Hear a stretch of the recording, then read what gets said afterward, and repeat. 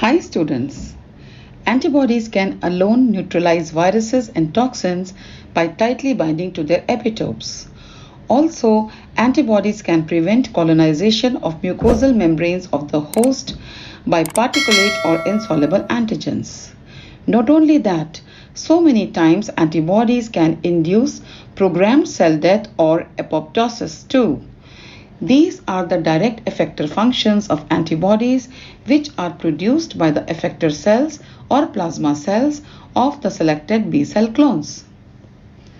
As awesome as the antibodies are, they perform some indirect functions for us as well by empowering other effector cells of immunity such as phagocytes and certain killer cells.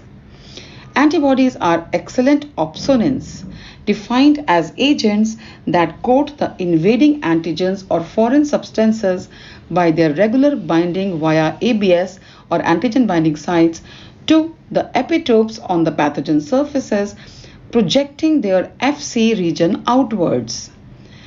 This process is termed opsonization, which serves to precisely and amply mark the antigens. Then, phagocytes like macrophages and neutrophils possess on their surface some receptors for the FC region of the antibodies. So, when the phagocytes readily bind to the FC of the antibody that's already bound to the antigen, this tremendously helps the phagocytes in quick and efficient phagocytosis, manifesting in the clearance of pathogens from the host system. IgG and IgM among all classes of antibodies are the best opsonins. Likewise, antibodies support ADCC or antibody-dependent cellular cytotoxicity, wherein the killer cells of our immune system bind to the opsonized and hence marked antigens, again via the same FC receptors. This triggers the production of certain toxic chemicals and contributes immensely in catalyzing the destruction of the nasty invaders.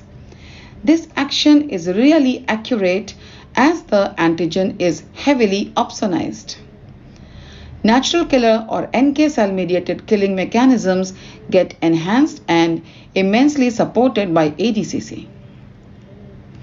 Guys, last but not the least, IgG and IgM, after binding to the antigen, trigger the classical pathway of complement activation.